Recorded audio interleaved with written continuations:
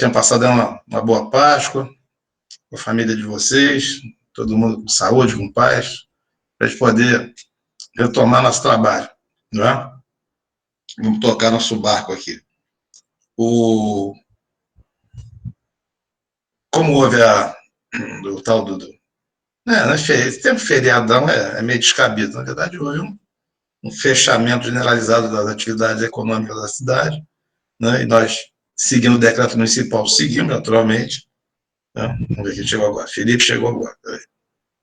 Vamos ver mais. Felipe, Luiz Antônio. Tá bom. Então vamos conversar aqui. O que acontece? Nós fomos surpreendidos porque a volta seria ontem, né? Aí veio aquela determinação que a volta não seria ontem, seria hoje. Aí teve aquela liminar domingo do juiz plantonista aqui no Tribunal de Justiça, no TJ, ele atendendo a um pedido aí de partido político, pouco importa o que for, de sindicato, aí permitiu, ele entendeu que deve ser fechadas as aulas, tinham que continuar suspensas, escolas fechadas. Aí agora, à noite, para o Tribunal de Justiça já cancelou, revogou, derrubou, os termos são vários, né? Mas, na verdade, ele reapreciou a matéria e resolveu que as aulas devem continuar, devem iniciar. Muito bem, aí nós ficamos na dúvida se as aulas voltariam ou não. Mas eu havia previsto junto com vocês que as aulas voltariam hoje, felizmente tudo deu certinho, e nós estamos voltando hoje mesmo, tudo normal. Opa, quem chegou agora foi a Mara. Oi, Mara, boa noite. Ô, Márcio, boa noite. Ô, o homem da sopa aí, como é que tá? Tranquilo? Vamos lá. Eu tô com a água aqui. O que acontece? Para poder para nós nos organizarmos. A aula do dia 30 de março passou para hoje, 6 de abril. A aula do dia 1º de abril passou para hoje, 8 de abril. Pronto, depois de amanhã, 8 de abril. Aí eu estou preparando para vocês, eu não postei ainda, porque eu achei que estava. Tinha uma aula 14, que é sobre direito de vizinhança, e eu depois fui dar uma olhada, achei que ela estava mal explicada.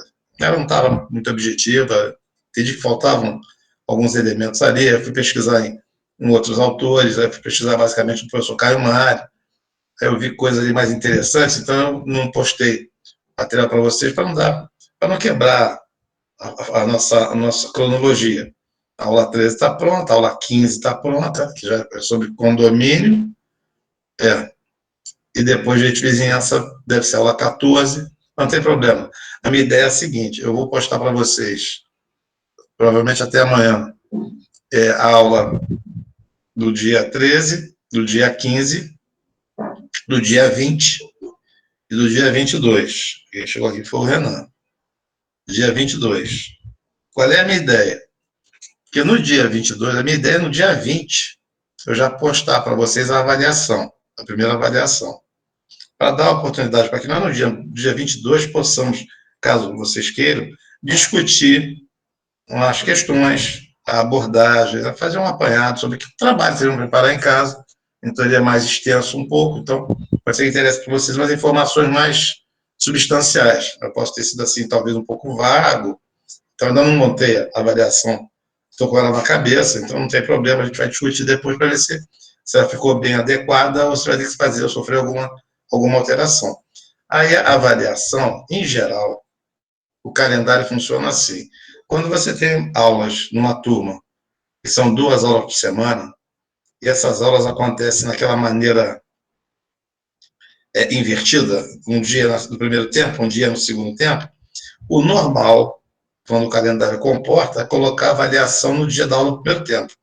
Como o primeiro tempo nosso é terça-feira, eu coloquei a avaliação para dia 27, que é uma terça-feira.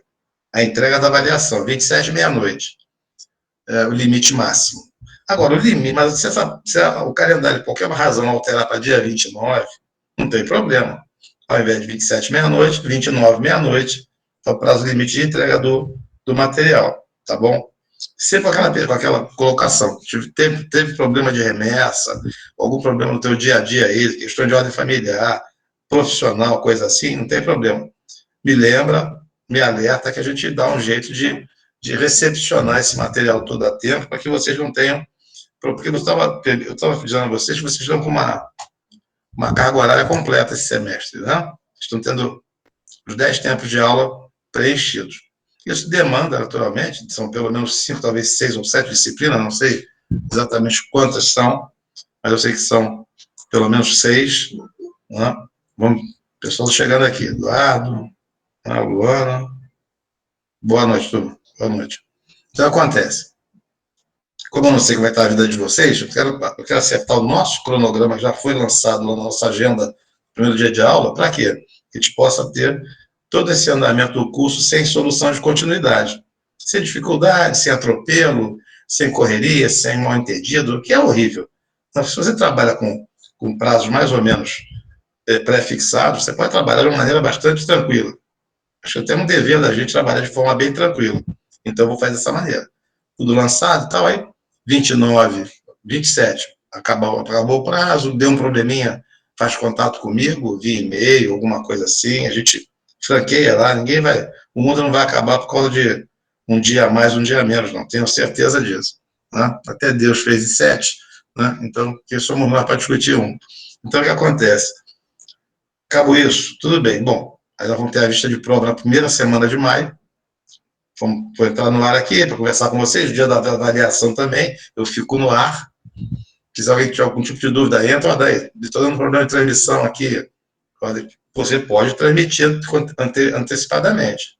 Né? A partir do dia que você receber a avaliação, querendo fazer, eu só acho recomendável deixar uns tempinhos, uns dias para maturar, para você pegar e consolidar tua visão sobre aquela avaliação, para mandar aquilo já prontinho, para não ter no meio do caminho, puxa, esqueci tal coisa, podia ter mexido aqui e acolá, para poder fazer um trabalho definido, nem definitivo, mas definido, a gente dá um tempinho bom para poder amadurecer nossas ideias todas. Muito bem. Primeira semana de maio a gente já lança a avaliação, todo mundo já vai dizer para mim se houve o lançamento, se está tudo certo, porque pode ter uma dúvida no grau. Não, daí, você errou aqui, não concordo com você na correção. E aí, Yasmin, boa noite. Eu não concordo com a correção, não concordo com alguma coisa aqui da avaliação, aí a gente vai ver, vai rever, se for o caso, retificar e tocar o barco. Por quê? Porque isso eu aprendi em muitos anos. Oi, Eduardo, boa noite. Paulo chegou também aqui, Paulo César. Oi, Paulo César, boa noite. O que acontece? Boa noite. O que acontece é o seguinte, com a experiência de mais de 20 anos, mais de 30, eu descobri o seguinte, chegou na primeira avaliação, Oi, Érica, boa noite. É bom que você chegue na primeira avaliação com pelo menos 60% da matéria dada. 60% a 70%. Por quê? Porque o período entre a primeira e a segunda é mais exíguo, ele é mais curto.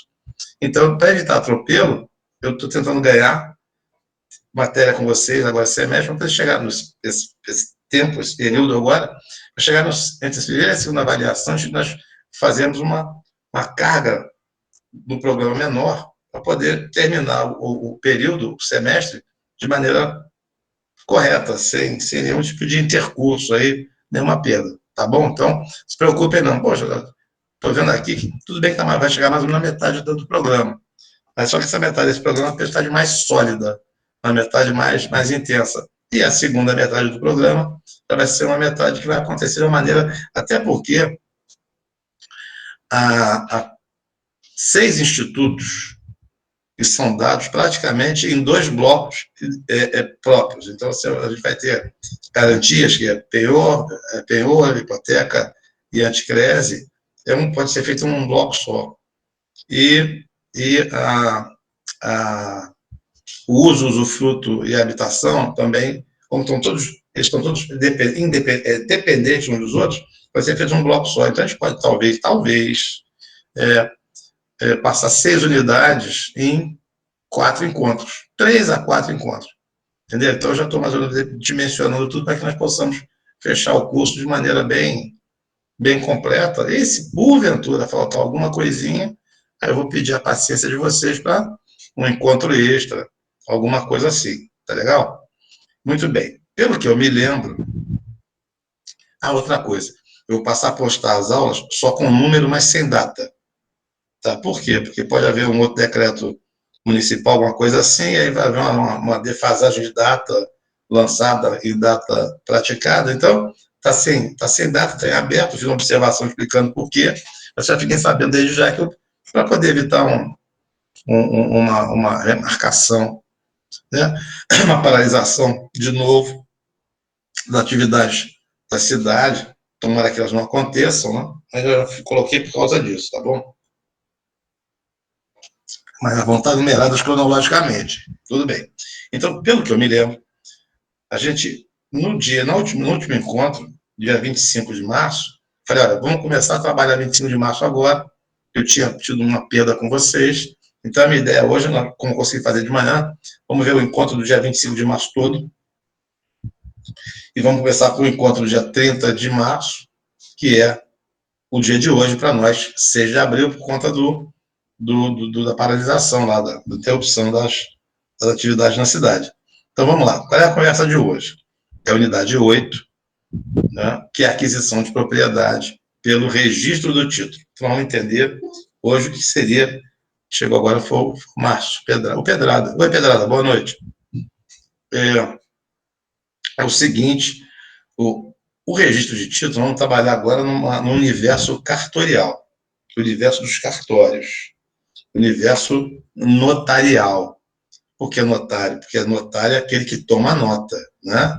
Justamente isso, cartório, porque é aquele que trabalha num espaço, e o cartório, o notário, esses profissionais, essas repartições públicas, que já foram criadas há séculos, em várias partes do mundo mais desenvolvido, tem a finalidade, que vem do direito romano. Tá?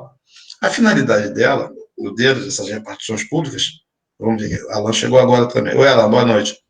A finalidade dessas repartições é exatamente criar arquivos de documentação atinente à propriedade, ou às propriedades, e as suas evoluções, a sua origem, as suas transferências, as suas alterações, né? As suas eventuais mutações, passa de mão em mão. Então, vamos ver agora que o imóvel começa lá como um terreno, ele fica anotado numa repartição própria, que nós vamos chamar de registro de imóveis, tá? E aqui no Rio de Janeiro nós temos os chamados RGI, Registro Geral de Imóveis, tanto faz, RI ou RGI, bobagem, são sinônimos. E aqui no Rio de Janeiro, por ser uma cidade muito grande, como as capitais todas assim são, com exceção de Teresina, capitais muito pequenas, né, aquela do norte do Brasil, você tem mais de um cartório de registro de imóveis. Em geral, você zoneia, você divide a cidade, e ali você faz você separa por áreas, pela densidade de propriedades que vão acontecendo, pelo aumento das propriedades que vão acontecendo numa cidade, e ali você entrega para cada cartório a função de acompanhar a vida, né, a evolução daquela propriedade. Então você inscreve aquele direito, escreve aquela garantia. Oi, Robson, boa noite. Tudo bom? Tudo bem. Tudo bom. Então vamos lá. Então, o que seria isso? O sistema cartorial. Se você for agora, se você está uma passada na França, na Inglaterra, no Chile, na Argentina, e vai para aí. Você vai nesses países todos, sei que a Inglaterra está com um sistema diferente de direito do nosso, né? Em grande parte, os Estados Unidos, você vai encontrar que todos esses lugares existem repartições públicas, que podem até ser, como no caso brasileiro, até repartições públicas, mas gerenciadas pela iniciativa privada, pessoas particulares que gerenciam aquilo ali, porque eles são servidores públicos, eles não são funcionários públicos, eles não são remunerados pelos cofres públicos, que o remunerado pelo cofre público você vai chamar sempre de funcionário público. Está comentando de manhã que hoje agora inventaram uma terminologia que eu acho curiosa, que hoje não tem mais empregado e empregador, é empregador e colaborador. Colaborar, se você falar do Aurélio, no Auácio, no Luciano, colaborar é você ajudar alguém sem interesse algum. Então, para mim, seria o sujeito que trabalha de graça. Então, eu não admito uma relação laboral chamar empregador de empregador, tudo bem, mas o trabalhador empregado de colaborador é uma grande tolice, tá? É politicamente correto, não, para evitar aquela situação de uma relação de tutela, suzerania, de quase servidão, de domínio do patrão sobre o empregado. Vamos devagar, então não chama de patrão, que vem do direito romano, chama de empregador. Não, mas o empregado é o empregado, ele presta serviço, ele é remunerado, tá? E eu acho colaborador uma frase, a palavra é meio forte, tá? Não vou discutir com ninguém da área de trabalho, não, pelo amor de Deus. Estou só colocando minha posição pessoal. Acontece. No Brasil, o sistema cartorial, ele cria uma mecânica que ele pode ser, ele é repartição pública sempre, e pode ser mantido pelos cofres públicos, e pode ser uma repartição pública não mantida pelos cofres públicos, entregues ao gerenciamento de pessoas em particular. Pessoas, essas vamos chamar de tabeliães. Né? Que é o tabelião? O tabelião é aquela pessoa, é o chefe máximo, é o responsável, é o detentor do gerenciamento daquela repartição pública cartorial, por aquele cartório. Tá? Como é que funciona a remuneração dele?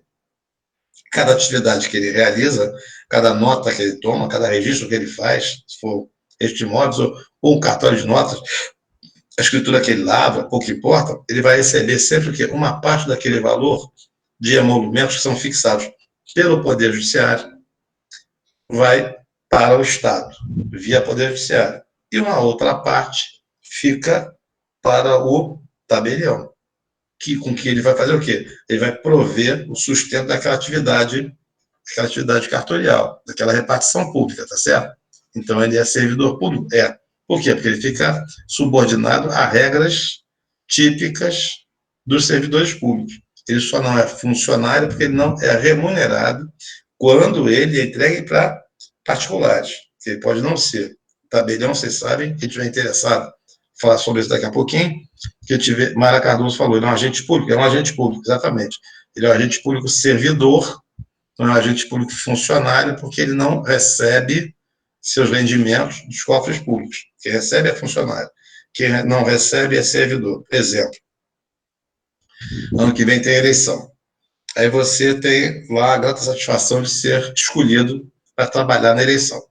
Vai ser mesário, mesária, presidente de mesa, né? Presidente de sessão, coisa assim. No dia da eleição, você pode ser uma pessoa da iniciativa privada, você pode ter um vínculo trabalhista do dia a dia, um contrato de trabalho usual. Mas no dia daquele evento, daquela atividade que você vai estar lá trabalhando para o Estado brasileiro, para a sociedade brasileira, você será um servidor público. E você ficará subordinado a todas as regras legais que subordinam os servidores públicos, até no aspecto administrativo e no aspecto criminal. Né? Você tem que ter o respeito que deve ser dado ao servidor público, você tem que ter um comportamento próprio do servidor público. Né? Então, você não é remunerado, né? Está aqui o Renan Público colocou bem, agente público honorífico. Boa, não sei se não tem direito administrativo, mas deve ser isso que o Renan falou, o Renan está sempre certo. Então, vamos lá, agente público honorífico, tá certo? Tudo bem. Então, vamos lá. Você entendeu que você é agente público, não remunerado pelos cofres públicos. Tá? Vai ganhar um lanche, fica tranquilo, vai ganhar um almoço também, fica tranquilo. Mas vai ganhar, na verdade, a digna tarefa de prestar um serviço para a sociedade brasileira. Isso é mais importante. Um trabalho bem feito, sério, honesto, correto, né, que é o típico comportamento de um servidor público modelo, né, que é o normal do servidor público, e que assim a maioria se comporta. Né? Então, vamos lá.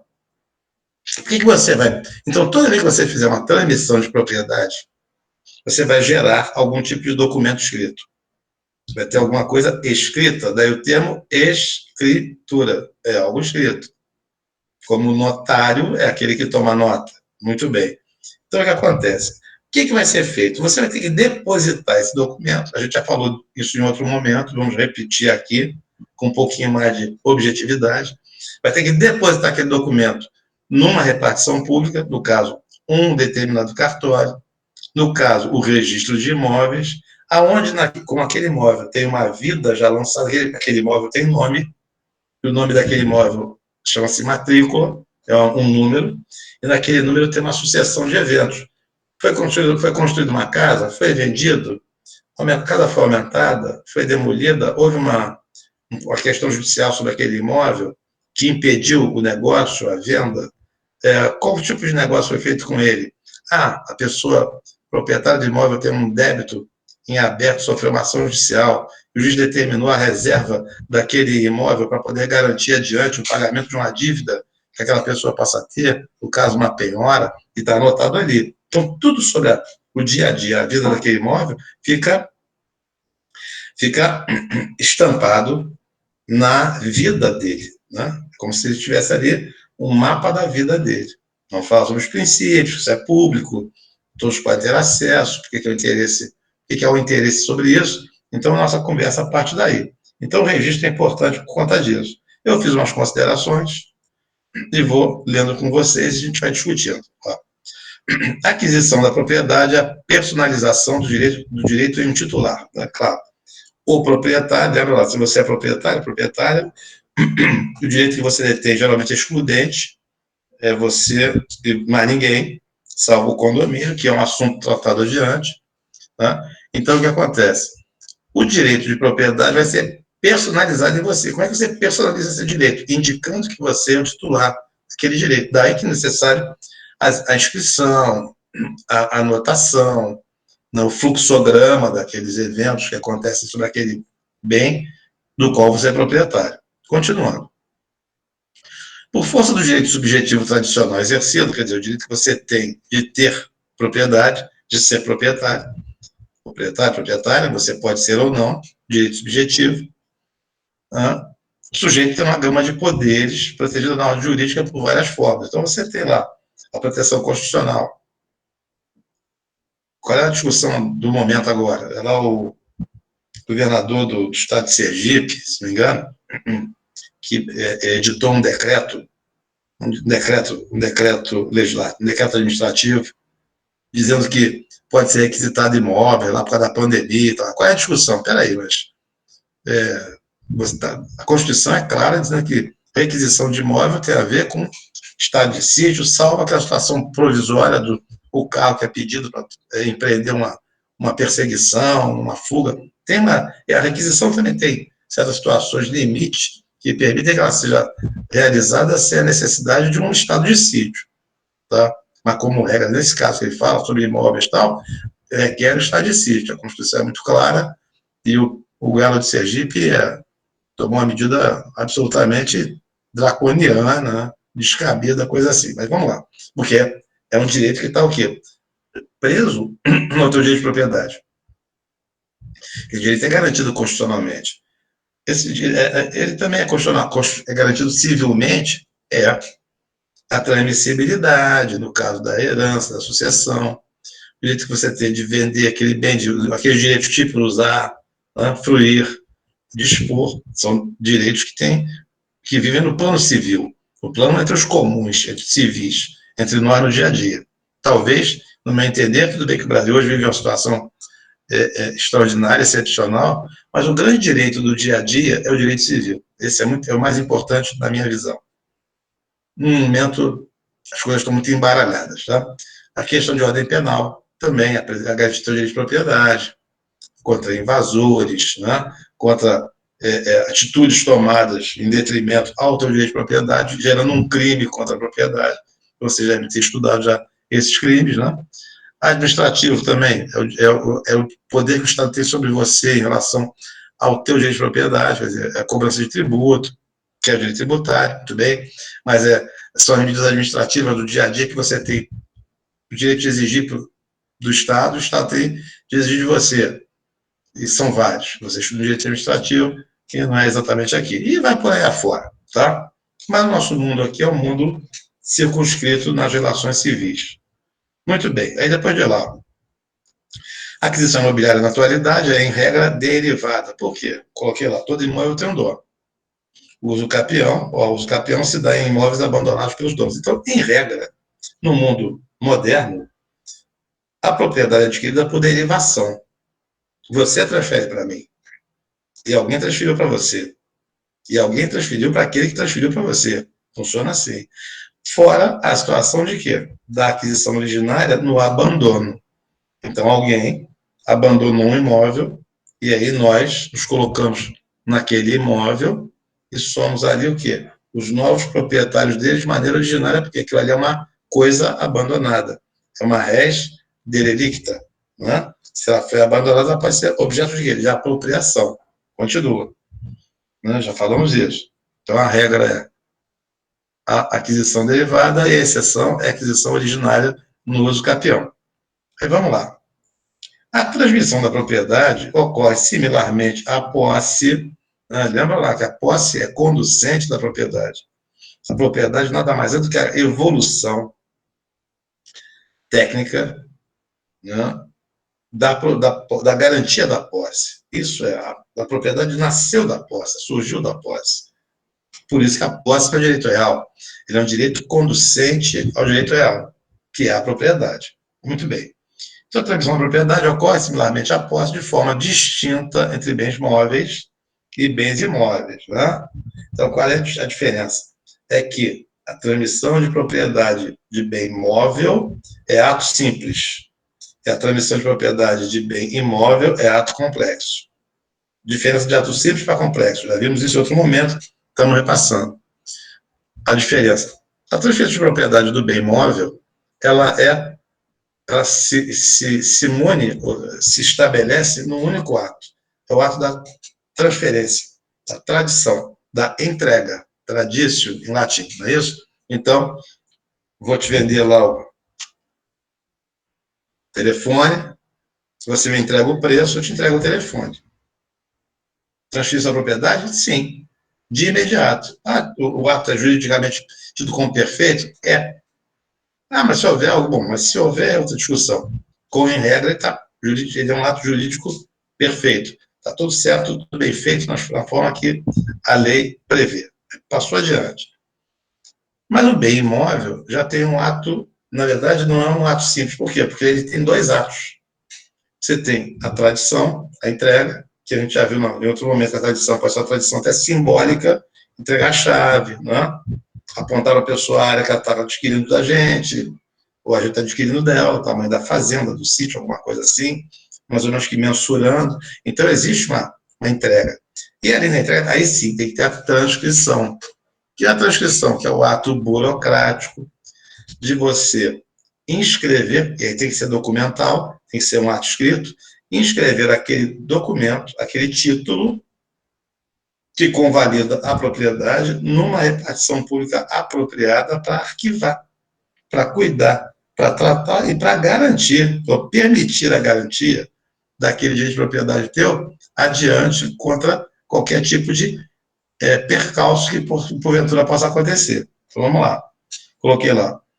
Transmissão de bens móveis é a traditio, ato simples, e bens imóveis é a traditio, mais a transcriptio, tradição mais transcrição, que é um ato complexo.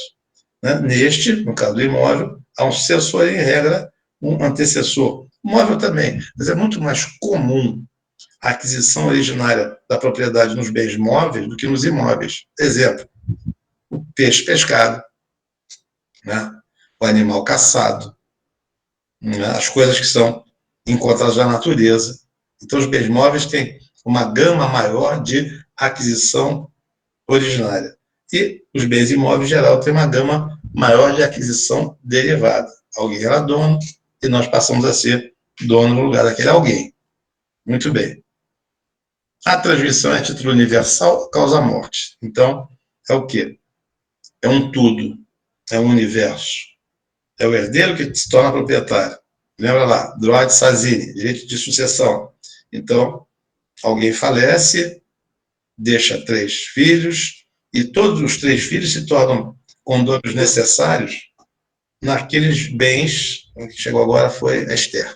Deixa eu apertar aqui, que não está saindo aqui. Foi. Então, vamos lá. Alguém ingressa na propriedade. no lugar daquela pessoa. Lembra lá, quando alguém morre, os bens daquela pessoa que morreu não ficam abandonados. Eles são imediatamente transferidos pela sucessão, que pode ser uma sucessão escolhida pelo autor da herança, num testamento, num legado, ou pode ser uma sucessão indicada pela lei, que é a sucessão que a gente vai chamar de sucessão legal. Muito bem. Então, coloquei lá, é o direito de sucessão. Ela também pode ser a título singular, ou seja, o novo titular assume uma determinada condição jurídica do antecessor. Você transfere a propriedade para mim. Então, eu sou proprietário daquele imóvel, daqueles imóveis. Então, o título universal é o quê? É um tudo, é um todo. E pode ser uma fração de um todo que ainda vai ter que ser mensurado, vai ter que ser determinado, vai ter que ser repartido. Isso se faz através de um procedimento chamado de inventário, né? Inventário judicial. Pode ser um extrajudicial. Vocês vão aprender direito às sucessões, que hoje é possível para poder facilitar, agilizar, otimizar essa transferência de propriedade causa-morte. E, na situação do inter vivos, o título singular é a transmissão documental feita por mim para você, ou vice-versa. Tá? Mas aí o bem é o quê? Ele é circunscrito, ele está ali dimensionado, ele está limitado, balizado. Muito bem. A transcrição ou inscrição obedece à redação dada pela Lei nº 6.015/1973. É chamado de Lei dos Registros Públicos, LRP. Importante? Importantíssima, por quê? Porque ela trabalha em consonância com o Código Civil. O Código Civil é uma norma geral, e a LRP é norma especial atinente apenas, ou apenas força de expressão da minha parte, em relação a todo e qualquer registro público. Como é que funciona isso? A LRP vai tratar contigo o seguinte, para começar, quando alguém nasce, o que acontece? Tem que ter um documento atestando o nascimento da pessoa. Sim, sim. Esse documento vai gerar uma declaração estatal de que aquela pessoa nasceu. A gente vai chamar de certidão de nascimento. Essa certidão vai ter que ser o quê? Porque ela vai ser gerada num cartório, num registro civil de pessoas naturais.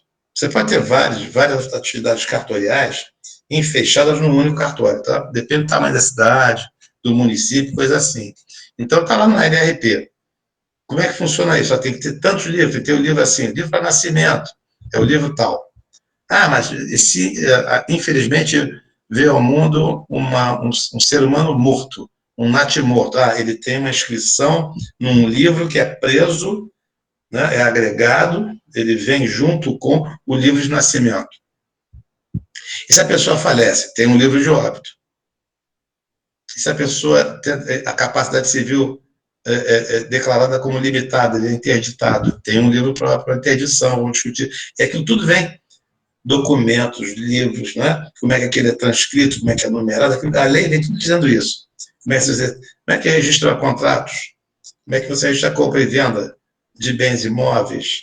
Como é que você pode registrar, caso queira, determinados bens móveis que podem ser objeto de registro, tá? Navio, aviões e coisas assim. Tem documentação para isso. Então, a LRP, ela disciplina toda essa documentação para garantir a publicidade, para garantir a existência e a permanência de determinados atos/negócios jurídicos. Tá bom? Quando você quiser fazer concurso para tabelião, você vai ter que estudar profundamente a lei de registros públicos, tá certo? Porque o tabelião, não sei se é no Brasil todo, mas tem uma determinação constitucional, houve, caso uma situação suscitada até por um político já falecido, foi Leonel Brizola, aqui do Rio, que criou aquela... Ele demonstrou pela Procuradoria do Rio de Janeiro, do nosso estado, que o tabelião, ele é um servidor público. Mas não é funcionário? Não, ele não ganha dos cofres, mas ele fica submetido ou subordinado à normatização própria que disciplina as relações dos servidores públicos. Então, lá você tem uma aposentadoria compulsória. Então, X idade, 70, não sei se estendeu para 75, sinceramente, não domino isso agora, sei que para o judiciário, sim, Não sei se, acho que também estendeu para os demais atividades. Então, quando ele chegar na cidade, ele tem que se aposentar. E como você tem uma previsão legal de que os cargos públicos só podem ser atingidos, tá? Cargos públicos efetivos, não temporários, através de concurso público, então, hoje se tornou obrigatório que a realização de concursos públicos para ocupar, suprir esses cargos tabeliães. Até porque novos cartórios podem ser criados por leis próprias, por atos próprios de cada Estado. Então, se você quiser fazer o concurso para tabelião, sabendo que é uma atividade extremamente interessante, em certos casos com remunerações assim, bastante razoáveis, e muito bom e uma grande profissão, tá bom? Porque hoje não é mais indicado como amigo do rei. Outrora era assim, ó, você é meu amigo, vou te presentear com cartório. Que no Rio de Janeiro você tem ainda alguns cartórios que levam o nome dos que foram premiados, o cartório Márcio Braga, cartório Armando Falcão, e outros tantos que recebiam o nome daquele que recebeu de presente o direito de abrir um cartório. Isso terminou, isso hoje é feito através de legislação específica, e o preenchimento das vagas é feito através de concursos públicos, de promoções, de migrações. Existe todo um desenho de maior seriedade em relação aos cartórios, por conta do quê? Da extrema importância dos atos que eles praticam e arquivam e guarnecem, entendeu? Muito bem. Então, vamos ver lá. Registro do título.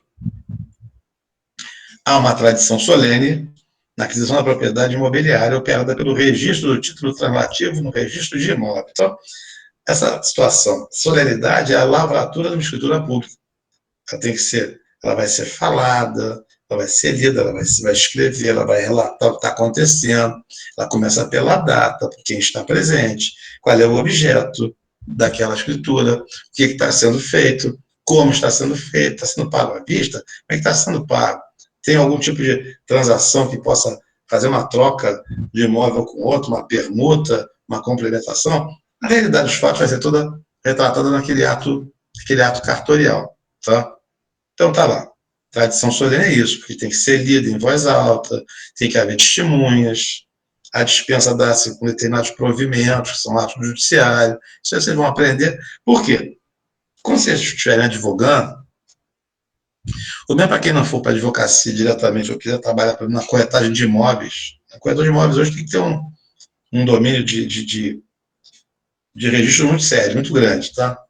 É normal que a pessoa seja um intermediário das tratativas entre comprador e vendedor, tanto advogado como corretor, ou então aquele advogado que também é corretor de imóveis, né, já que você tem profissões, carreiras próprias na corretagem hoje, que ele leve para o cartório, o quê? Ele vai escolher um cartório para fazer uma escritura pública, esse cartório ele vai levar documentação, fazer uma minuta do que ele quer que seja lavrado, aquilo vai acontecer, tem todo um delineio que tem que ser realizado, e aí você vai ter a celebração propriamente dita, e essa entrega solene é quando você, neste ato, faz a entrega das chaves, né, do apartamento, do imóvel, objeto do negócio, ou faz a emissão de posse da área já descrita, que é a fazenda, que é o sítio, que é a chácara, coisa assim. Então tem toda uma tradição, solenidade, por conta da importância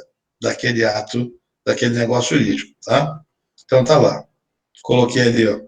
Primeiro foi celebrado no Brasil, tempo de Dom Pedro II, 24 de setembro de 1864. Isso é um dado que a gente tem do primeiro ato cartorial, do primeiro registro de um imóvel feito no Brasil, né? Há quase 160 anos atrás. Coloquei lá, hoje vi já a lei de registros públicos, falamos já, 6.015/73, mas as linhas gerais são traçadas pelo Código Civil. Então, quem está estudando no direito civil isso? Por quê? Linhas gerais, lei geral, ela cuida dos parâmetros mais amplos do registro. E você vai à LRP para entender o registro propriamente dito, porque você tem até volta e meia questões judiciais que ocorrem, ações judiciais, inclusive, que acontecem por conta de registros públicos, registros de imóveis eventualmente feitos com algum tipo de erro, de detalhe, E vamos entender mais adiante por que isso tem que ser feito com muito cuidado, muita disciplina e organização. Tá? Então, tem lá, ó, o 1245, o seu primeiro parágrafo, ele fala o quê? Ó, que é um direito, que o direito real surge com o registro. Então, como é que funciona isso? Eu estava comentando de manhã, eu tenho uma escritura antiga, mas não está comigo agora aqui, não localizei. Aí quando eu achar, eu vou colocar para vocês. E se vocês têm escrituras antigas, alguma, 50 anos atrás, alguma coisa assim, e era muito comum vir assim na capa da escritura pública, uma coisa atrás escrito assim: só é dono quem registra. Bem grande, só é dono quem registra. Por quê? Porque você era alertado de que a escritura pública de compra e venda do imóvel, por si só, ela não perfaz aquele ato que é complexo da criação do direito real para você. Você tem que pegar aquele documento que foi lavrado ali, a escritura pública, e levar aquele documento para um cartório de registro de imóveis. Então, são dois atos. Tá? Então, de lá, ó, o Código Civil fala isso, o direito real surge com o registro. Porque enquanto você não registra, você tem um direito, na verdade, um direito ainda relativo entre você e quem te vendeu, ou entre você e quem comprou de você, que só vai se tornar um direito real erga omnes quando ele for efetivamente registrado. Tá certo? Se aquilo for deixado em aberto e não for registrado, há uma possibilidade, mesmo que vaga hoje ainda, mesmo que remota, de que a pessoa que negociou aquele bem possa negociar aquele bem com uma outra pessoa, além de ter negociado conosco. E naquela corrida de quem chega primeiro nos imóveis e faz o efetivo registro, é aquele que cronologicamente vai dar sucessão, vai dar continuidade àqueles elos da transferência do direito de propriedade. Ele se torna proprietário e o outro não se torna. Claro que isso é um estelionato, é parte de crime. Eu relatei um fato, para você, é bem mais curto, porque o golpe é mais complexo, e um sujeito que, nos anos 90 do século passado, mais ou menos por aí, isso foi antes de jornal, ficou famoso, ele vendeu um apartamento em Niterói para mais de 10 pessoas, o mesmo apartamento, com escritura pública, de compra e venda. Só que ninguém desse grupo ficou. Ele fez um esquema muito ardiloso, ele era o dono, não sei se ele herdou, parece que ele herdou esse apartamento, e teve uma ideia de fazer uma série de escrituras de compra e venda com bastante rapidez, em cartórios diferentes, e pegando os valores. E aí o que aconteceu? Ele vendeu para muitas pessoas, eu falei de manhã que era um imóvel caro, numa região nobre de Niterói. Eu estipulei um valor hoje estimado em R$ 1 milhão, era mais ou menos isso. Se você fizer a evolução do valor, e ele vendeu esse imóvel para 10 ou 15 pessoas, mesmo imóvel. Então, ele conseguiu fazer dar um golpe de mestre, ele colocou 10 ou 12 milhões de reais no bolso e desapareceu. E um desses 10 ou 12 que adquiriu o imóvel tornou-se realmente o dono do imóvel. Foi aquele que foi primeiro no registro de imóveis. E mesmo que ele estivesse naquela cadeia de escritura de compra e venda, estivesse sendo o último, como ele foi o primeiro a fazer o registro, para ele surgiu o direito real de propriedade. Para os demais, só havia o quê? O direito não real, o direito obrigacional de crédito, para reaver o valor do sujeito que indevidamente vendeu para eles o imóvel em duplicidade. O sujeito é estelionatário, desapareceu, foi ser feliz em algum lugar e faliu aí 10 ou 12 famílias com aquele golpe que ele realizou. Hoje, na atualidade, é bem mais difícil fazer isso. Por conta da informática, de uma série de bloqueios, de certidões que acontecem, o sistema ficou mais ajustado, né? Criando uma certa dificuldade para esses atos de má-fé. Mas ele ainda é passível de ser vazado. Então, quando a pessoa faz uma escritura de compra e venda de um imóvel, ela rapidamente se apodera daquele documento e rapidamente ela vai nos de imóveis, já que são cartórios diferentes, há lugares que funcionam no mesmo lugar. Cidades pequenas, é muito comum a escritura ser lavrada no mesmo cartório que é o registro. Aí ia ser perfeita, porque você faz ali e de imediato ela já vai ser anotada, tá? Vai ser averbada. Mas no nosso caso aqui, são cartórios diferentes, a pessoa tem que ter a dinâmica de se dirigir ao registro para rapidamente ela configurar para ela o direito real de propriedade. Tá certo? É interessante isso. É uma Foi um golpe que ficou conhecido aqui na Praça Carioca, na época. Depois, ó, artigo 1246 do Código Civil, fala da pré-anotação no livro protocolado, o livro protocolo. Porque quando você tem um documento ainda em fase de construção, ele está realizado, mas ele está sendo arredondado, né? Há um perfazimento daquele ato, você pode fazer uma pré-anotação, que é você pegar e trancar, criar algum tipo de observação naquela matrícula daquele imóvel, para dizer assim, olha, está sendo feito um registro desse imóvel. Foi apresentada uma escritura pública de compra e venda que está sendo devidamente inscrita, mas ela tem que ser o quê? Avaliar a regularidade dela, avaliar a realização, a escrituração, para poder, se houver eventuais erros, podem ser pequenos erros materiais, aqui não podem constar. Um CPF que tem um número trocado, tem que ser feita uma retificação. Vamos ver aqui agora. Por quê? Porque os atos são todos fidedignos, tem que ser atos autênticos, perfeitos. Tá certo? Então, você pode criar uma brecagem, um mecanismo de você, ó, está acontecendo algo importante aqui, então esse negócio aqui está sendo totalizado, então não pode ser feito outro. Para impedir fraude. Tá? Importante isso. Então, a pré-anotação. Então, anotou previamente. Você faz uma apresentação, porque a apresentação pode cair. Às vezes é uma exigência que impede o registro e abre-se um prazo e a exigência não é cumprida, a apresentação desaparece e aquele ato cartorial ali vai ter que ser feito por inteiro, tá? Mas você tem que estudar mais em direito registral, não especificamente no nosso dia a dia aqui, porque o nosso tempo é curto, tá bom? Aí depois, vamos ver lá. Chegou aqui a Rita. Boa noite, Rita. Aí depois aqui, artigo 1247, cabeça, caput, Código Civil. Ele prevê a possibilidade de um registro de imóvel ser retificado. Eu falei para vocês, o CPF da pessoa, ele tem aquele dígito verificador 21. Uma vez ser digitalizado, vai digitar, em vez de 21, 12. Oi, Rita, boa noite. 12. Opa, esse erro tem que ser objeto de retificação. Então, você vai lá, quem lavou a escritura faz nada, que é isso, chegou em bola. Ela faz um ofício expediente. Aqui chegou a Sara. Oi, Sara, boa noite. Então, faz uma retificação e aquilo é normalizado.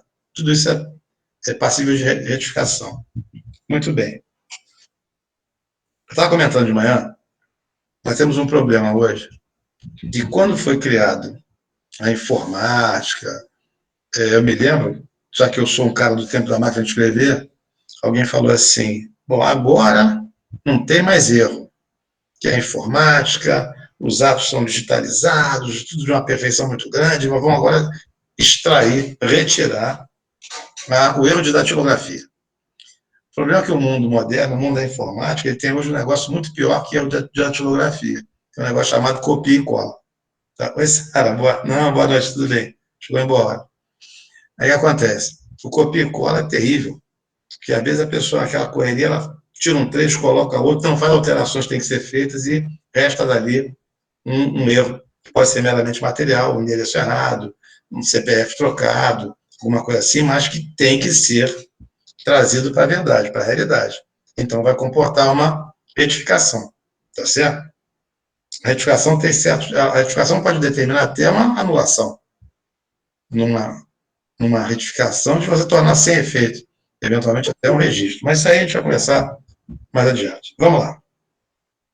O que interessa para nós agora, depois da retificação, esse artigo 1247, nós vermos esses princípios do sistema registral. Por quê? O sistema registral ele tem, basicamente, 6 princípios que o norteia, ou norteiam, ou os norteiam. Né? 6 princípios que norteiam o sistema registral. Como é que funciona isso? Ó? Primeiro princípio é da especialização ou identificação. O que quer dizer isso? Primeiro você tem que pegar e delimitar o imóvel. Isso tem que ser feito. Então, é como você batiza o nome de alguém que nasce. Né? Uma pessoa natural vem ao mundo e aí ela ganha um pré-nome, um sobrenome, e o somatório compõe seu nome. Qual é a grande função do nome? É ser um identificador. Por isso que a gente precisa ter, daí aquela grande discussão. Olha, não... Oi, Tiago, boa noite. Não, tranquilo. Chegou em boa hora. Tá que nem eu, estava sem internet. Então, acontece. O identificador é essencial. Por isso a gente discute muito. Olha, não coloca nome que possa provocar homonimia. O que é homonimia? Nome igual. Por quê? Procura lá, Carlos Alberto da Silva. Pega esse nome, que é um nome que tem a possibilidade de haver outros nomes iguais, e aí você começa a procurar o Carlos Alberto da Silva. Você deixou o Carlos Alberto da Vida, ele compra, ele vende, ele tem mandado de prisão em aberto contra ele. Acontece por quê? Porque é um nome que pode ser encontrado em várias pessoas. Ainda no século passado, final do século passado, houve um caso na antiga, na nossa hoje saudosa Moacir Baixo, de um professor do curso de economia que foi preso por conta de um mandado de prisão que havia contra ele, porque tinha um nome muito comum. Naquele tempo não havia essa questão de você identificar melhor com CPF, identidade. Por quê? Porque naquele tempo você utilizava esse mandado de prisão apenas o quê? O nome do réu, do acusado, aquela pessoa que tinha mandado de prisão de pedido contra ela, e o nome da mãe. O nome da mãe, o nome da pessoa. Tal. Esse professor, o nome da mãe dele era o mesmo nome da pessoa que tinha mandado de prisão expedido contra ela, e o nome dele era o mesmo nome do sujeito. E ele ficou preso quase um mês. Deu notícia de jornal. Essa pessoa passou um constrangimento imenso, né? Muito mal. Porque hoje não, você tenta fazer as coisas de maneira bem mais clara para impedir. Então, ele sempre fala, ó, o identificador tem que ser identificador mesmo. Então, às vezes, não, escreve com uma letra menos comum, coloca um W, coloca um Y. Não, coloca um nome ou um pré-nome composto um pouquinho menos comum e tal, porque para evitar a homonimia, que ela pode criar problemas em certas situações. Daí que você tem que identificar o imóvel no sistema registral. Impedir que amanhã você está vendendo um terreno e aí você confunde com o do lado, aí você negocia dentro do lado e a pessoa vai se emitir na posse do outro terreno, entendeu? Então, a identificação dessa função. Depois, princípio da publicidade. Porque na hora que aquele registro é feito, aquilo torna público para todos que pretenderem saber o que há sobre aquele imóvel. Quem é, quando ele foi constituído, quando foi construído feita alguma obra, quando foi vendido para alguém. Então, tudo aquilo ali é franqueado à sociedade como um todo. Esse é o princípio da publicidade. Todos têm acesso. Tá? Eu posso, qualquer um de nós pode, buscar o cartório, sabendo que bairro que você nasceu, alguma coisa assim, ir lá no cartório daquela região e pedir uma certidão de nascimento sua, ou de casamento sua. Mas pode? É intimidade? Não, esse documento é público. Todos podem ter acesso, como no imóvel também, dos imóveis também. Tá? Princípio da publicidade. Depois, princípio da continuidade. Por quê? O registro de imóveis acontece em elos. Ele vai, esse aqui, quando essa propriedade ela se encerra, inicia a outra. Está aqui, ó. Esse vendeu para esse, que doou para esse. Aí esse aqui morreu, esse aqui herdou. Entendeu? A continuidade é isso. Ela faz um elo de relações jurídicas contínuas que vão acontecendo ali. Muito bom. Tá? Depois, princípio da prioridade. O que é prioridade? Prioridade é que eu falei para vocês. Quando você tem uma pré-notação, ó, está sendo entregue uma estrutura de compra e venda desse imóvel e para apresentado para registro, está sendo agora avaliado, analisado. Ele criou o quê? Uma prioridade, ó, ele está na frente. Se chegar outro, ele vai entrar pela prioridade, cronologicamente ele vai chegar depois, entendeu? Daí que tem as tal das pré-notações, para garantir o princípio da prioridade. Muito bem. Depois, princípio da adequação. Falei para vocês que uma escritura pública é como se fosse um retrato. É uma foto do que está acontecendo. Então, coloca lá. Eu tenho escritura antiga assim também, que não tem mais hoje, assim, aos 6 de abril do ano de Nosso Senhor Jesus Cristo de 2021, ou do ano 2021 de Nosso Senhor Jesus Cristo. Existe isso, hoje não existe mais, mas até uns 30 anos atrás eu vi escrituras feitas em cartório interior ainda que mencionavam que nós estávamos no ano DC, no ano já no ano Domini, no ano de Nosso Senhor Jesus Cristo. Interessante isso. Mas tem que ter o quê?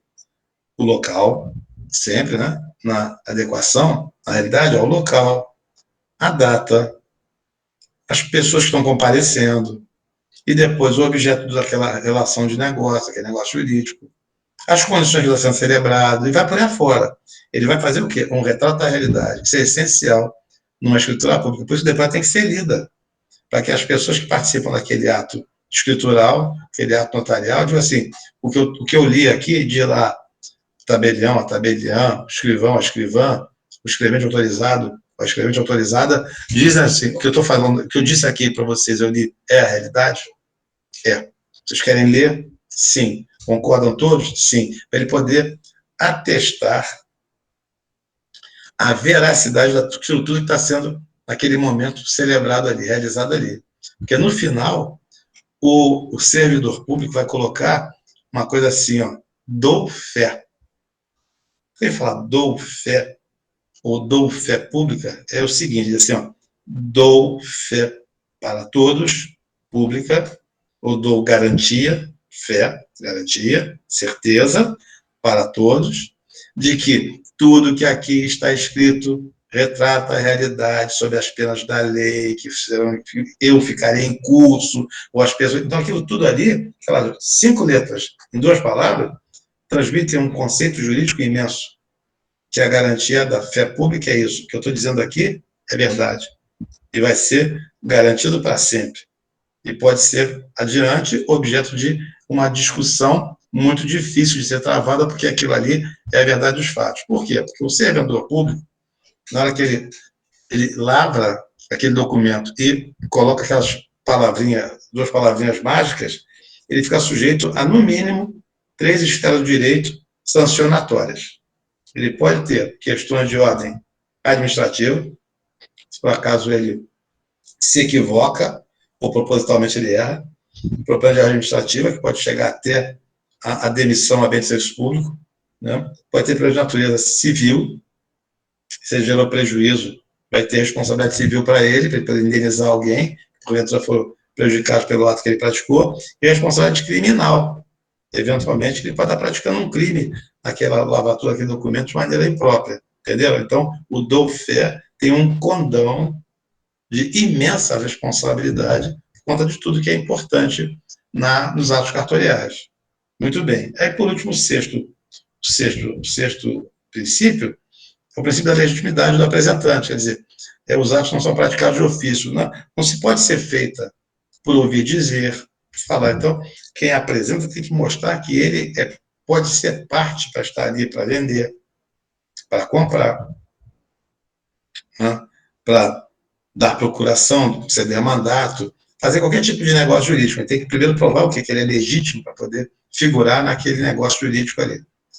Não é qualquer um que pode fazer. Ah, mas o procurador pode, mas tem que demonstrar que é o procurador, que é o representante por ato voluntário, né? Então, esses são os princípios essenciais que norteiam o sistema registral, tá bom? Depois, ó, esses atos cartoriais geram força probante e iuris tantum. Quer dizer, essa força probante ainda é relativa. Ela pode ser alvo de uma discussão. Legalidade do direito e matrícula. Quer dizer, o que está sendo feito ali salvo prova em contrário, verdade. A matrícula, salvo prova em contrário, também é verdade. Mas são presumidamente iuri et iuri, quer dizer, absoluto, verdade absoluta, presunção absoluta de veracidade, na declaração afirmada por oficial do cartório. Quer dizer, o que ele diz ali, que o erro do direito que está sendo transferido ali, da legalidade, pode estar fora da esfera de controle do oficial do cartório. Né? A matrícula em si também, eventualmente, pode estar fora do controle oficial do cartório. Agora, as declarações afirmadas, que ele ouviu, que ele viu, que ele testemunhou, que ele tomou termo, aquilo tudo tem uma presunção de verdade absoluta. Ou seja, para desconstruir essa verdade é algo extremamente trabalhoso, difícil. Para poder dar uma coisa chamada, que eu já falou em outro momento, acho que eu até coloquei para vocês, aí postei uma entrevista, que é a tal da segurança jurídica. Ninguém ia querer vender nem comprar imóvel.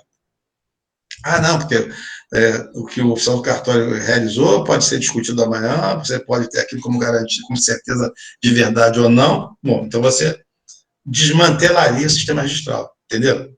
Então, é fundamental que aquela pessoa... São as certidões que você recebe. Quando fala certifique do fé, né? Em testemunho da verdade. É outro termo também que eu me lembro que a gente usa. Certifico e dou fé em testemunho da verdade. Então, garanto, né, assevero que o que está sendo dito ali é a verdade. E é a verdade absoluta. É a verdade indiscutível. Daí, então, se ela é indiscutível, nunca pode ser alvejada? Poder pode, mas de uma maneira muito mais difícil, muito mais incomum, por causa da segurança jurídica. Tá? Aí, para a gente concluir esse assunto de registro hoje, para começar o papo da aula de hoje, para a gente dita, né? Vamos ver lá.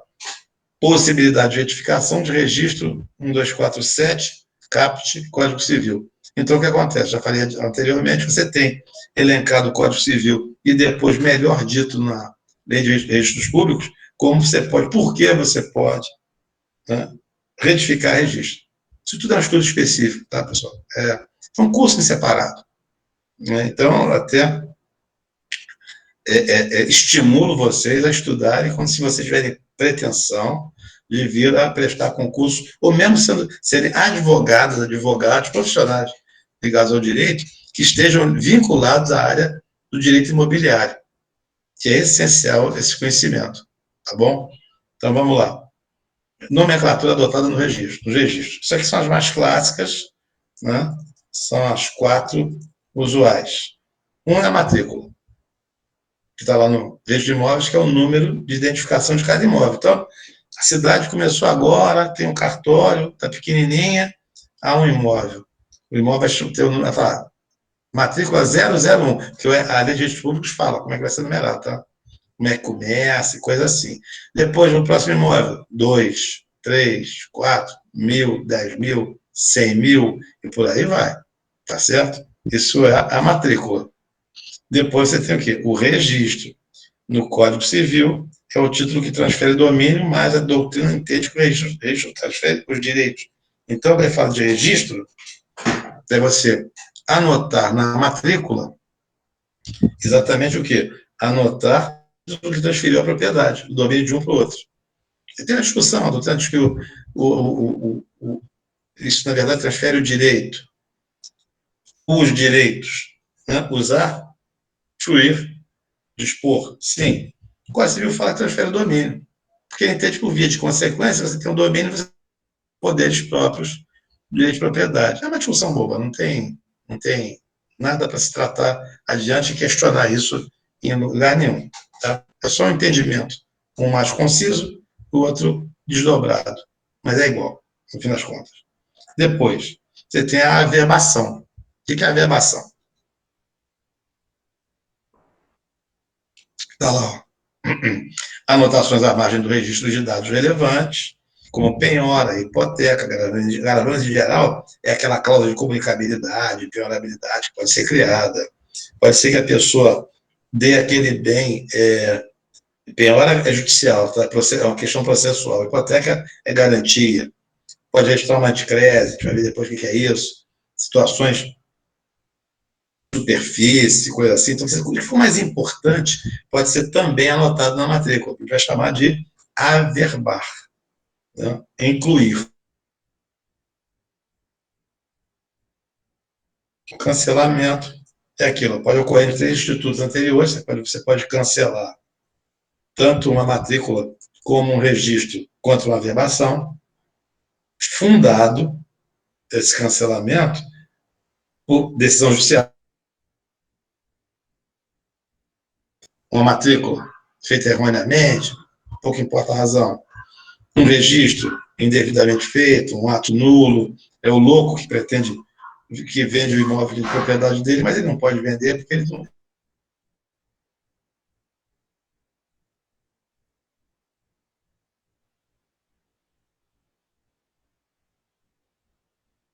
translativo de propriedade. Ele pode anular aquilo ali. Anular uma averbação. Mara falou que travou. Aí, turma, como é que tá aí? Vou dar uma gaguejada aqui para ver se destrava. Travou. Então vamos lá. Travou? Então tá, vamos aguardar um pouquinho para ver se volta. Deixa eu dar aqui. Não, voltou, professor, voltou. De novo, estamos na área. Então vamos lá. E ele pode também determinar o cancelamento da averbação, que está aqui, ó. Isso acontece mesmo. Oi, Mário. Por exemplo, eu devo a você uma quantia e não te pago. Você ingressa com uma ação de execução contra mim para cobrar de mim uma nota promissória, uma dívida qualquer que eu tenho em relação com você que não te satisfez. E aí, o que acontece? O juiz determina que um bem do meu patrimônio seja retido o direito de disposição dele, quer dizer, há um impedimento em um dos poderes da propriedade, para deixá-lo à disposição de futuro ele ser entregue para você por troca, ou ele, o vendido, o valor entregue, em troca do que eu te devo. Isso é penhora, penhora. Porque o penhora de bem imóvel, garantia é direito civil e a penhora é direito processual civil. Tá? Então, mas aí vamos lá. Eu te devo, não paguei, mas aí eu faço um acordo com você e te pago o valor devido. Aí você fala, aí o que acontece? O juiz pega, ou informa o juiz, ou você informa, foi recebido, que Mara falou sobre isso, de uma penhora, né? Triste, né? O que acontece? Aí o juiz manda cancelar a penhora. Cancela essa penhora, tudo bem, tá, aquilo manda para o RGI, aquilo lá é feito o cancelamento, então você teve o quê? Uma decisão do juiz determinando o cancelamento. Por fim, a iniciativa dos interessados para cancelar, por exemplo, né? Por fim, de maneira lícita ainda, nós combinamos lá, ó, eu vou te vender um carro com reserva de domínio, você paga o carro a prazo, e vamos fazer o registro dessa reserva de domínio num cartório, tem um ato registral em outro tipo de cartório, e aí pode ser feito o quê? Ah, pagou, está tudo pago? Poxa, vamos lá para cancelar essa reserva de domínio sobre o bem que você me vendeu, o bem, por exemplo, o veículo, pode ser até um imóvel também, a legislação hoje é ampliativa, né? Então pode ser feito com interesse nosso, com uma consensualidade, não uma ordem judicial, que é a melhor coisa, o consenso. E pode ocorrer também um vício, negócio, por exemplo, vocês estudaram a fraude contra credores, quer dizer, o sujeito pega, vende um bem que ele tem, um bem imóvel, com o objetivo de não pagar alguém que ele deve. Isso é descoberto, aquela pessoa propõe uma ação, essa ação é de nulidade. É para determinar que o juiz cancele aquela compra e venda, aquele registro, por conta de quê? Da existência de um vício da vontade. Essa é a última situação que permite um cancelamento, entendeu? Decisão judicial, acordo entre as partes, ou a existência de um vício que determine uma nulidade que importe no cancelamento de uma anotação qualquer feita no registro de imóveis. Muito bem. Vamos então dar uma olhadinha, que nós temos ainda uns 15 minutinhos, no papo de hoje. Tá? Vamos lá. Unidade 9, ela é curtinha. Talvez dê para terminar hoje, se não der também, a gente consegue ver pelo menos a metade e, consequentemente, na quinta-feira a gente encerra, porque quinta-feira é o dia que vocês têm um pouquinho mais de tempo, a gente pode às vezes estender um pouquinho. Hoje é o dia que vocês têm um intervalinho aí para tomar um café, para se organizar para a próxima aula. Então, não quero atrapalhar vocês, porque pedimos sempre da sopa do Márcio. Né? Não vou impedir ninguém de fazer o seu lanchinho. Vou fazer o meu também. Tudo bem. Então, vamos lá. Unidade 9. Aquisição por acessão. A cessão é aderência. Né? A cessão é aderir.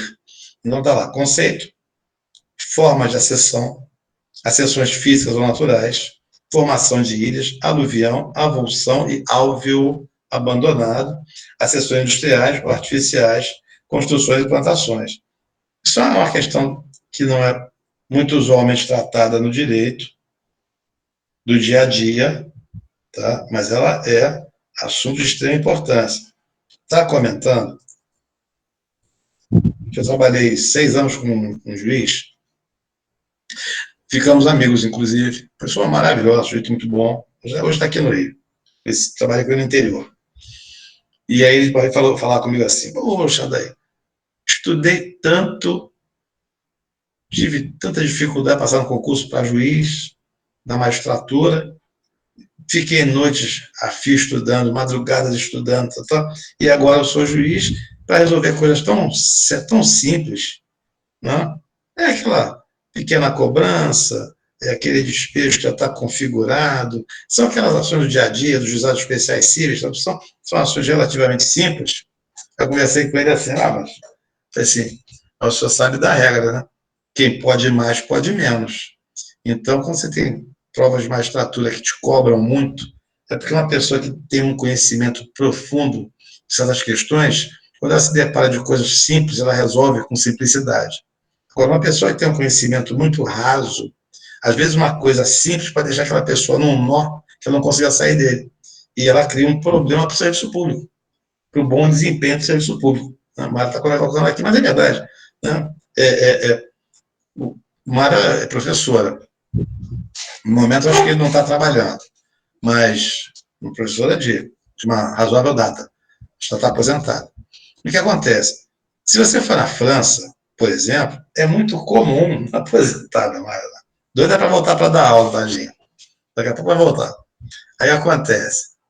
Na França, o que acontece? Isso que é muito bom. É carreira, é vocação e é talento, tá? Ser professora.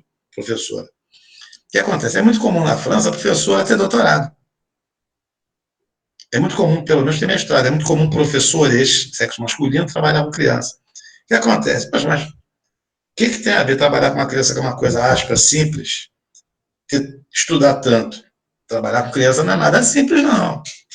Trabalhar com criança é um processo complicado, porque você está ensinando para os primeiros passos.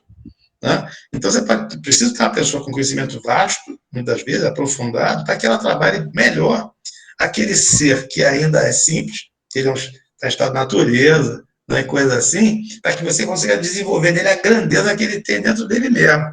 Né? Então, tem essa questão, né, que eu sempre discuto. Então, essa parte do direito civil, do direito das coisas, é um pouquinho mais detalhada, mais cuidadosa, um pouquinho mais complexa, por conta de você, sabendo genericamente, você vai trabalhar bem em situações que podem. Você pode ter um estado, olha, isso aí é a seção, isso aí eu vou procurar, que isso é um aluvião, isso aí pode ser uma avulsão. Então, você tem uma noção razoável e você vai direto no ponto que você precisa buscar a solução daquela questão, ora como advogado, ora como defensor, ora como promotor, ora como juiz, e por aí vai. É o delegado, e também tem questões civis, que são tratadas pelo direito penal, e por aí vai. Então, está lá.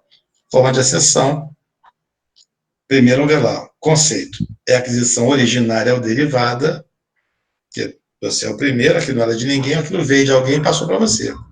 Que estende o direito do proprietário a tudo ao que o bem se incorpora inseparavelmente.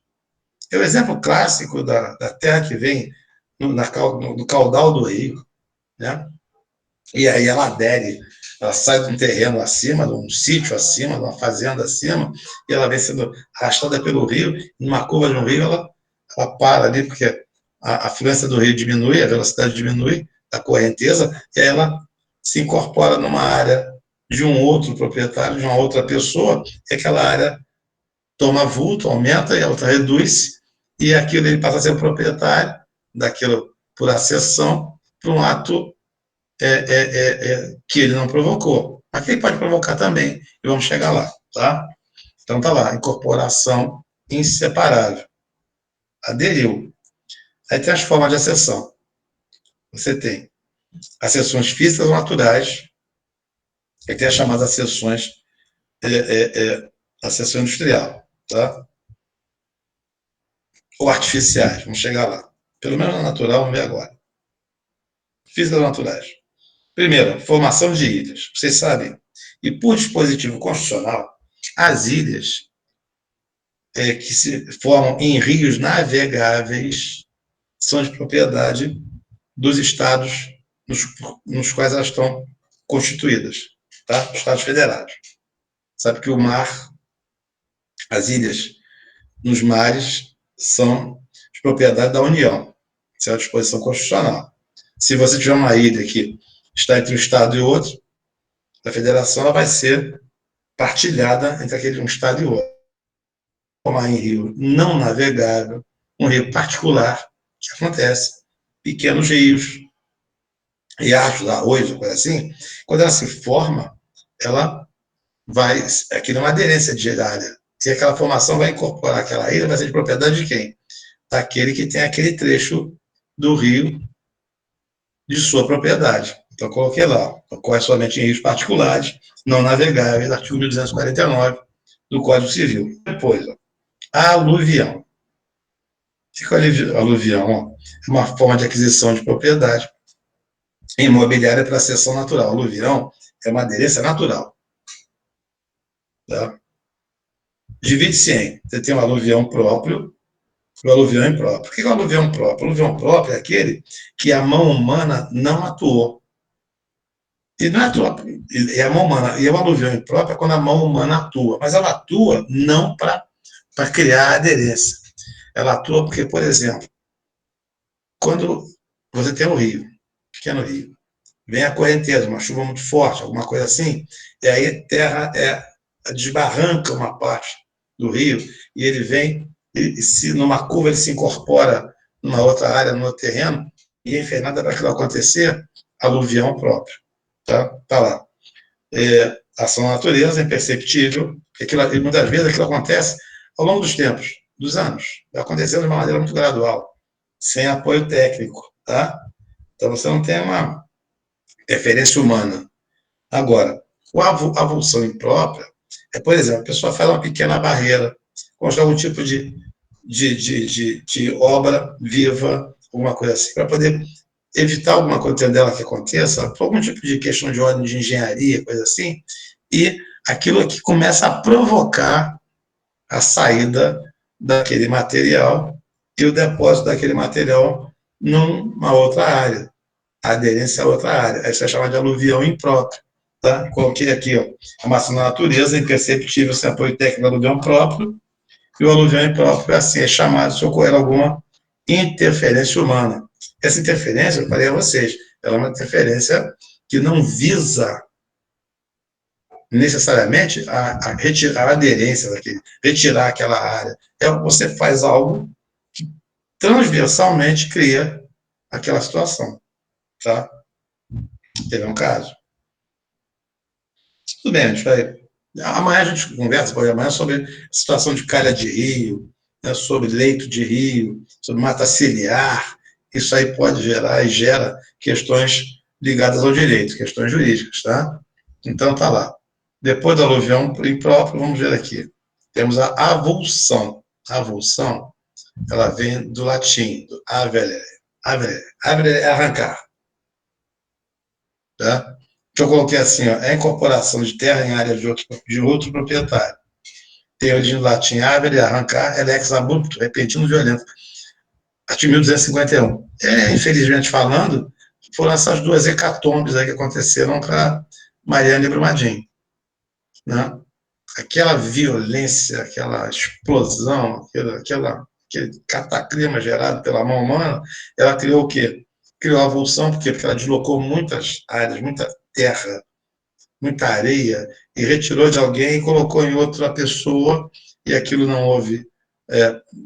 Essa discussão da ação humana é uma discussão judicial, vamos partir do pressuposto que quem perdeu e quem ganhou não fez nada para aquilo acontecer.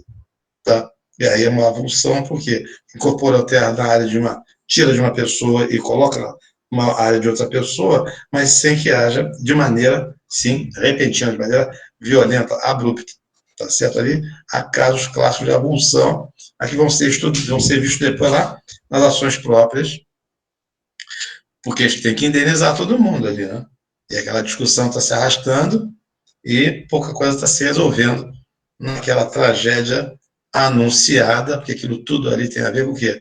Com ações de culpa consciente extrema. Está vendo aqui, ó, pode estourar a qualquer momento, até um eventual dolo indireto, alguma coisa assim. Né? Dizer assim, não, mas não vai acontecer não. Se acontecer, o problema não é nosso, e coisa assim. Isso é uma discussão que é muito mais cabível em administrativo, em penal, do que no nosso caso aqui, porque no nosso caso vai acontecer no ano posterior. Só como exemplo genérico, tá? E o álveo abandonado. O que é o álveo abandonado?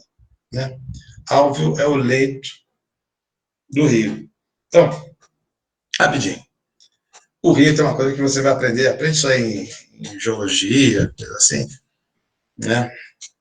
Estudos próprios. O leito faz uma calha. O leito, em geral ele tem um formato tendente a um V, invertido, né? Então, é o leito. Por ali passa o rio. Flui o rio. Correnteza passa por ali. O que prende esse rio dentro dessa calha? É a área lateral, em geral, a mata, ou as matas que você tem nas laterais. Você chama de matas ciliares. Por que mata ciliar? Lembra que o que você tem no olho aí? Eu tenho cílio, né? Qual é a função do teu cílio? É proteger os teus olhos, não é isso? Então, a função, por isso você chama de cílios, porque é das matas ciliares. Os cílios são aquelas bainhas que protegem o rio para que o leito, para que não desbarranque.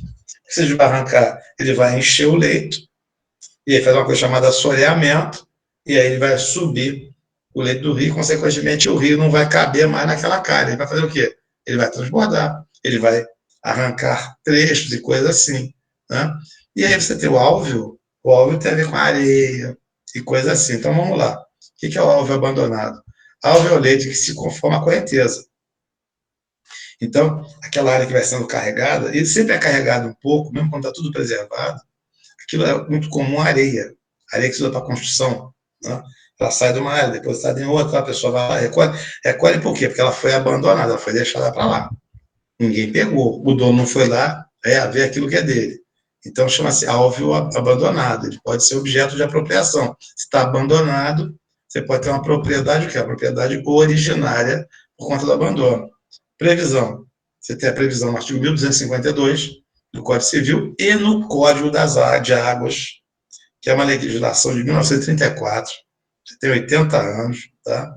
Artigo 9 desse decreto, artigo 9 do decreto 24643, de 34, é o Código de Águas, e nosso artigo 1252 do Código atual. É o nominado álveo delicto, que supõe a mudança definitiva. Saiu de lá, a pessoa deixou, não foi a ver, deixou de mão, abandonou, pode ser objeto de apropriação por outra pessoa. É comum você parar na beira de rio e recolher areia quando aquele rio é não navegável. Tá? Se for, aquilo é bem público. Né? É um bem do Estado, no qual o rio corre. O rio navegável corre. Tá? Aí já tem fluxo de areia, tipo penal e coisa assim. Tá? E depois, construções e plantações. Vamos ver aqui as acessões industriais ou artificiais, do artigo 1253 ao artigo 1259. Vamos fazer o seguinte, já estamos na metade da aula, partindo para o final, 8h23, vamos dar uma parada, tá? Para vocês se arrumarem para o próximo tempo. No próximo encontro, depois de amanhã, vocês me lembram, daí, a gente parou nas acessões industriais, ou nas acessões. E não para as acessões, a gente termina e dá seguimento e fecha, coloca nosso cronograma em ordem direitinho, tá bom? Tranquilo? Então, uma boa semana para vocês. A gente vai conversando aí ao longo da quinta-feira, se Deus quiser. Vou postar para vocês material de hoje para amanhã. A gente vai trabalhando com calma, tá legal? Boa noite, professor. Você também, Robson. Boa noite. Grande abraço, mano. Fica com Deus. Eu também, meu amigo. Vocês aí. Um abração, tá bom? Fiquem com Deus. Vamos lanchar para encarar a próxima. Tá? Márcio tomar a sopinha dele. Tá bom, um abração. Fiquem com Deus. Tchau, tchau.